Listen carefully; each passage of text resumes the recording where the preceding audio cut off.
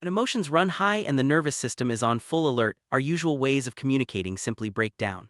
Good intentions and logical arguments often fall flat or even make things worse. In these moments, what matters most isn't what you say, but how you say it and whether your approach matches the urgency of the situation. This video explores what happens when relationships hit a crisis point and why theoretical advice, no matter how well-meaning, can't substitute for tactical, real-world tools. We'll compare standard responses with high-fidelity protocols designed to de-escalate conflict, restore safety, and preserve connection. Let's dive into the field manual for high-stakes communication, where the first rule is, in a crisis you need tools, not theory. Imagine facing a relationship emergency. Someone is locked in a room, shouting, and logic is out the window. Here, two approaches emerge. The first is the blueprint, the standard analytical advice focused on how things should be. It's great for planning but useless in an emergency. The second is the fire extinguisher, practical, immediate, and focused on safety. In a real crisis, you don't need a map, you need a way out. High-fidelity communication means validating pain without tolerating danger, and sometimes, sitting quietly by the door and offering calm presence is more powerful than any well-crafted speech. The priority is always safety, physical and emotional, before any attempt at resolution. Dealing with obsessive jealousy is like navigating a maze built from imagined evidence and constant suspicion. Standard responses often focus on defining the problem, listing red flags like monitoring, isolation, and invalidation. But for someone trapped in this cycle, definitions aren't enough. High-fidelity communication offers practical tools, validate the emotion but challenge destructive behaviors. For example, using a simple exercise dividing a page into facts versus stories helps separate reality from paranoia. This approach shifts the focus from accusation to vulnerability, giving both partners a way to step out of the emotional whirlwind and into a space where healing can begin.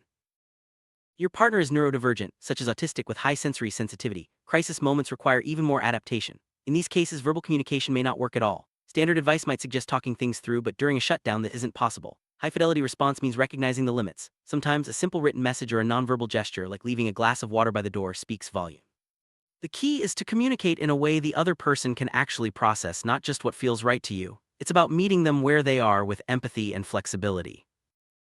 And trust is fragile, especially with partners who have a history of abandonment or borderline personality disorder. Even small secrets can trigger major crises. Standard honesty, simply telling the truth, may not be enough. High-fidelity communication goes further. It invites your partner into the decision-making process. Instead of saying, "I need to be honest," try, "I received a message that made me uncomfortable, and I want us to decide together what to do." This transfer of power transforms your partner from a passive recipient into an active collaborator, dissolving paranoia at its root and building real trust.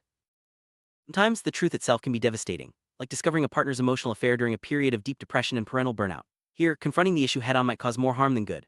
High-fidelity communication means diagnosing the pain behind the behavior, not just the behavior itself. The first step is to stabilize everyone's well-being. Seek support for yourself, build a safety net for your partner, and only then approach the hard conversation with radical empathy.